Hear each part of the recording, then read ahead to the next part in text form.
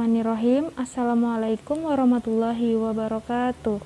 Selamat pagi anak-anak semuanya. Alhamdulillahirabbil alamin. Wassalatu wassalamu ala asyrofil anbiya'i wal mursalin wa ala alihi wa ashabi ajmain amma ba'du. Sebelum kita memasuki materi hari ini, sebaiknya kita berdoa terlebih dahulu. Berdoa mulai. Amin. Baiklah, kita akan memasuki materi kita hari ini, yaitu tentang induk-induk akhlak tercela. Nah, akhlak tercela ini dibagi menjadi 3, yaitu yang pertama hubud dunya, kemudian ada takabur dan ujub, kemudian yang terakhir adalah riya. Ya, jadi di materi kita hari ini difokuskan kepada 3 sub itu ya. Nah, yang pertama adalah hubud dunya. Jadi hubud dunya yaitu berarti cinta dunia, yang menganggap harta dan benda adalah segalanya. Nah, penyakit hubud dunya ini berawal dari penyakit iman yang berakar pada persepsi yang salah bahwa dunia adalah tujuan akhir kehidupan, sehingga akhirat dilupakan. Kemudian hubud dunia ini memiliki beberapa ciri, yaitu yang pertama menganggap dunia sebagai tujuan utama, bukan sebagai sarana mencapai kebahagiaan akhirat. Nah, kemudian suka mengumpulkan harta benda dengan menghalalkan segala cara tanpa memperhatikan halal dan haramnya. Yang termaktub dalam dalil yaitu bermegah-megahan telah melalaikan kamu sampai kamu masuk ke dalam kubur, yang tertulis dalam Quran surat At-Takasur ayat 1-2. Kemudian yang ketiga, kikir tidak rela sedikit pun hartanya lepas ataupun berkurang. Nah, kemudian bahaya dari memiliki sifat hubud dunia adalah mencintai dunia, segala yang membuat kita lalai kepada Allah. Lalu, jika seorang telah dikuasai hatinya oleh iblis, maka akan menjadi lemah. Iblis akan membolak-balikan hatinya, bagaikan seorang anak kecil mempermainkan bola. Kemudian, cinta dunia merupakan sumber segala kesalahan karena cinta dunia sering mengakibatkan seorang cinta terhadap harta, benda, dan di dalam harta benda terdapat banyak penyakit. Kemudian, hasad. Jadi hasad ini adalah dengki, maksudnya suatu sikap ataupun perbuatan yang mencerminkan rasa marah, tidak suka karena rasa iri. Nah, orang yang hasud menginginkan kenikmatannya yang diperoleh oleh orang lain dengan berharap supaya berpindah kepadanya.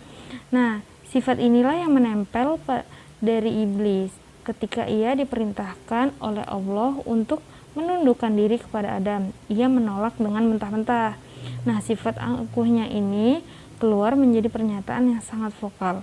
Allah Subhanahu wa Ta'ala berfirman, "Apakah yang menghalangimu untuk bersujud kepada Adam di waktu aku menyuruhmu?" Iblis pun menjawab, "Saya lebih baik daripadanya.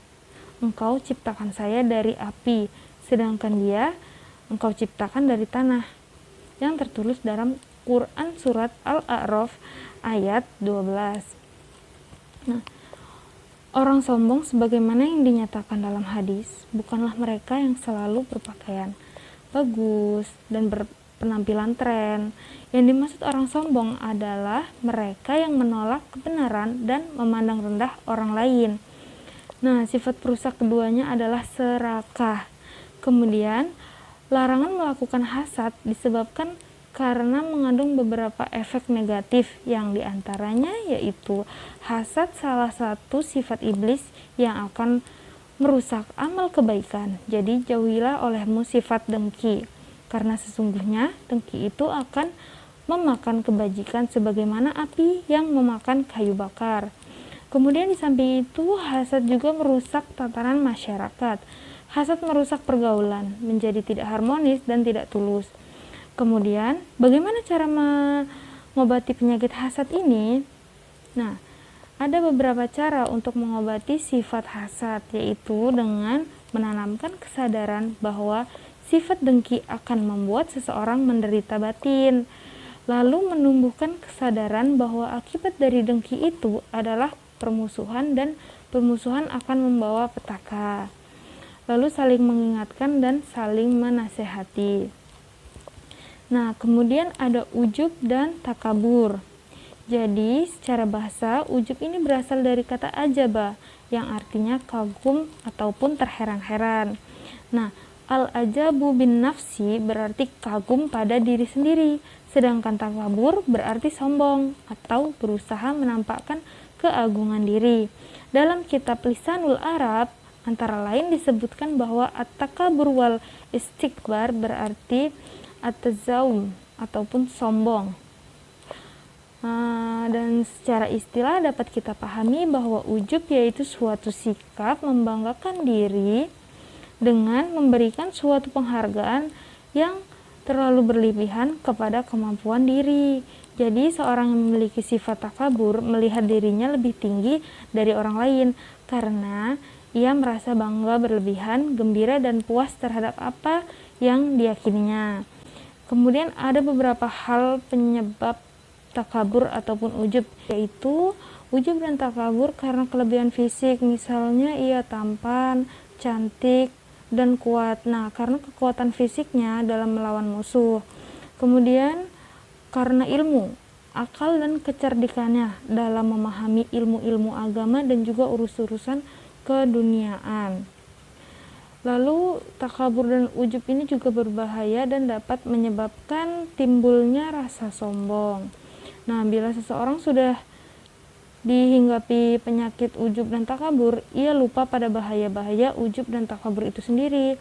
Karena ujub dan takabur membuat seorang kurang sadar terhadap kedudukan dirinya. Ia akan memuji dirinya, menyanjung dirinya, sehingga menganggap dirinya itu adalah seorang yang suci. Nah, ada beberapa cara untuk menghindari takabur dan ujub tersebut, yaitu dengan memiliki rasa percaya diri. Kita harus ingat dan sadar bahwa dalam sejarah orang yang ujub dan takabur dengan kekuatannya, maka Allah yang akan menghancurkannya, karena Allah tidak menyukai orang-orang yang sombong.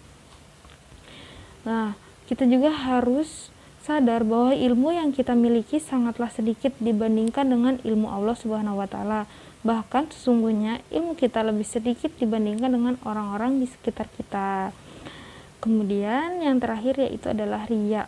Jadi riya adalah mengerjakan suatu perbuatan ataupun ibadah untuk mendapatkan pujian dari orang lain, bukan karena Allah semata. Orang riya tidak ikhlas dalam beramal. Ia senantiasa pamer dan cari perhatian supaya mendapat pujian dan sanjungan dan pengakuan. Riya ini ada beberapa bentuk. Di antaranya yaitu yang pertama riya dalam niat. Ketika seseorang akan melakukan sebuah amal, dalam hatinya telah ada keinginan ataupun tujuan selain mencari ridha Allah, ia sejak awal telah mempunyai niat tidak ikhlas. Kemudian riya dalam perbuatan. Yang dimaksud dengan riya dalam perbuatan adalah ketika kita melakukan sebuah amal ibadah, ia berharap mendapatkan perhatian dari orang lain. Ciri-cirinya adalah ia melakukan amal ibadah dengan sungguh-sungguh penuh semangat tatkala ada orang lain yang akan melihatnya. Nah, kemudian riya ini juga berbahaya ya. Jadi bahayanya riya yaitu akan merasa hampa dan kecewa dalam hatinya apabila perhatian ataupun pujian yang ia harapkan ternyata tidak ia dapatkan. Lalu muncul rasa tidak puas terhadap apa yang akan ia lakukan. Lalu muncul sikap kepura-puraan. Nah, cara menanggulangi penyakit riya yaitu dengan upaya-upaya agar penyakit rohani tersebut lenyap dari diri kita. Di antaranya dengan cara memfokuskan niat ibadah, bahwa ibadah itu hanya untuk Allah Subhanahu wa taala. Kemudian menghindari sikap suka memamerkan sesuatu yang kita punya, karena pada hakikatnya yang kita punya itu hanyalah milik Allah dan tidak menimbulkan kecemburuan sosial bagi orang lain. Baiklah, sampai di sini apakah kalian sudah paham semua? Jika kalian sudah paham semua, Ibu akan memberikan sesi pertanyaan. Kalian silakan meninggalkan pertanyaan pada kolom chat.